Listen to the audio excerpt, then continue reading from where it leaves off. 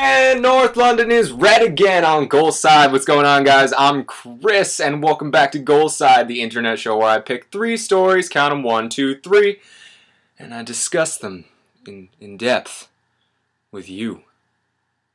Yeah.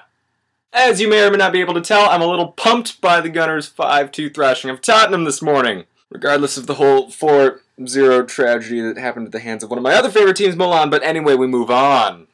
Alright guys, for our first story, I think I'm going to try a new segment. I think I'm going to call it, "Oh my god, you got a degree in journalism and now are clogging up the website of a major news source with this piece of garbage." Title is a little wordy. Work in progress. Anyway, we move on. I think during this segment, I'm going to choose one story that just made me...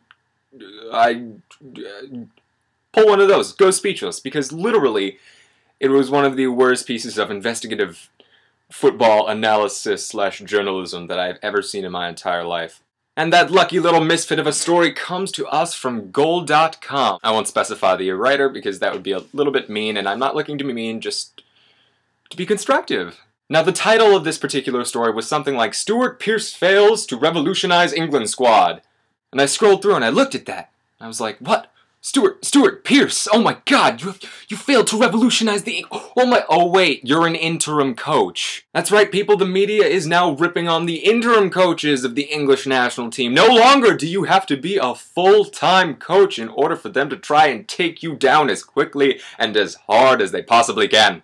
Guys, Stuart Pearce is a good coach. He's done a really good job with the England U21 team, but at the same time, he got thrown into this whole international management position because because of the whole Fabio Capello debacle.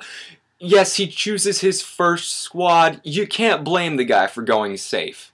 Yeah, it's a friendly, and yeah, he can be experimental, but here's what happens. Here's what's going to happen with the English public and the English media. On one hand, they want to be experimental. You know, things haven't been working out for them so well, and they'd like to see a change of pace. And on the other hand, England want to win, and if they don't win, they get very, very angry. Unfortunately for England, and especially for Stuart Pearce, these things don't always coincide. In fact, rarely do they coincide.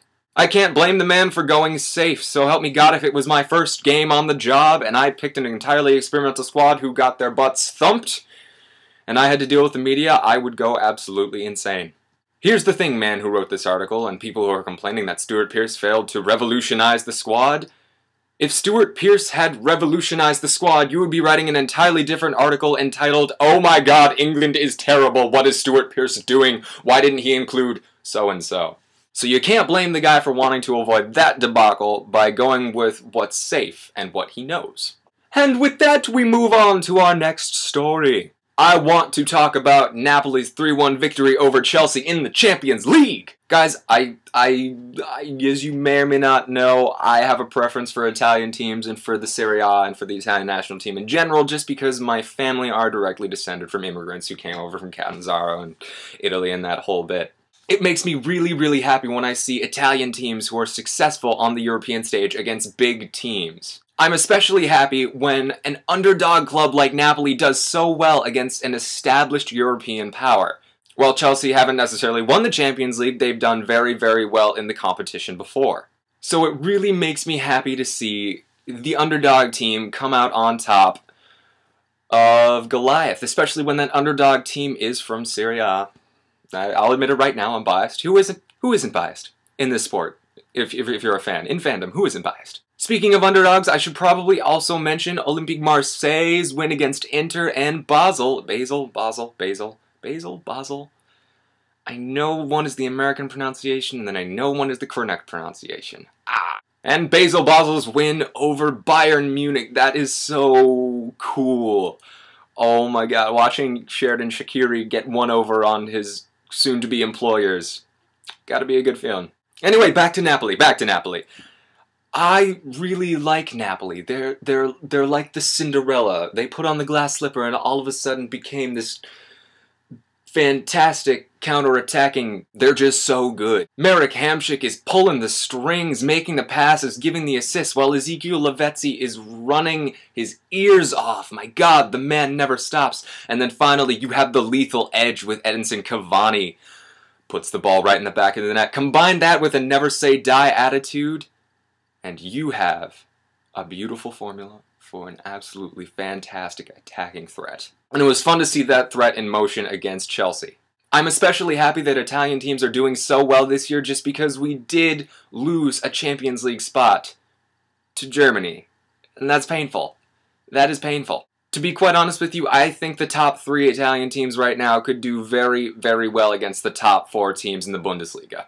And that might just be because I'm Italian, but at the same time, I'm also very realistic when it comes to football. And guys, the last thing that I want to talk about today is Anji Makac. This has not been a good episode for pronunciation. I apologize. I'm so with Florent Maluda on this one. Anzi Makachalka. Anzi. We're gonna go with Anzi. I apologize, and if anyone wants to tell me in the comments how it's actually pronounced, please feel free, be my guest, enlighten me. This is definitely more something that I want to know your guys' opinion on. In recent weeks, Anzi have picked, it's been the Russian transfer window, and Anzi picked up Gus Hiddink and Christopher Samba. They're slowly but surely bringing in some bigger names to the club. And here's what I want to know, guys. Do you think Anzi can be successful if they keep bringing in big names and big coaches? For me, I'm a little skeptical. If they don't start focusing on youth development and kind of build from the bottom up and make sure that they have that base, I don't know if just buying superstars and buying fantastic coaches is necessarily a formula for success. I'll be really interested to see what happens with them 15 to 20 years down the road. Alright guys, I think that ends our show for today. I am Chris, this is my room, this is Goalside. And I will see you all probably next weekend. My school's on vacation, so I'll probably be able to do a couple more videos than normal. Would you guys like it if I just posted like, you know, like little 1 to 2 minute things just about random stuff that happens during the week that I think is interesting? I don't know. You know, you should definitely let me know. Or do you want me to just keep it to a weekly or a bi-weekly thing?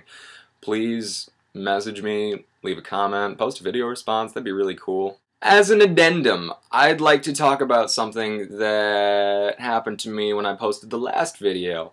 I had somebody by the name of Tempo-sama basically engage me in probably one of the most intelligent conversations I've had about football with anybody. Which I thought was really cool because, guys, that's what I'm trying to do. I'm not trying to spark controversy or make anybody super angry. No, I'm just trying to start dialogue over something that I love and that you love.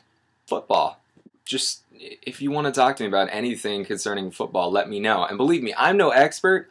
I'm still learning a lot. I went to a conference last week where I saw Jurgen Klinsmann speak and Sunil Gulati speak, and I realized that I still have a lot to learn. So if you guys want to teach me anything or have a conversation, please feel free. I will be so excited to hear your opinions and speak with you on subjects that I don't necessarily know a whole lot about. Do me a favor, if you have any friends or any family who are necessarily interested in football and who, you know, would think would be interested in my show, let them know, comment, subscribe, like, video response, do whatever you need to do. I'm just trying to start a forum where people who love football can come and enjoy themselves. Alright, that actually ends my show today, guys.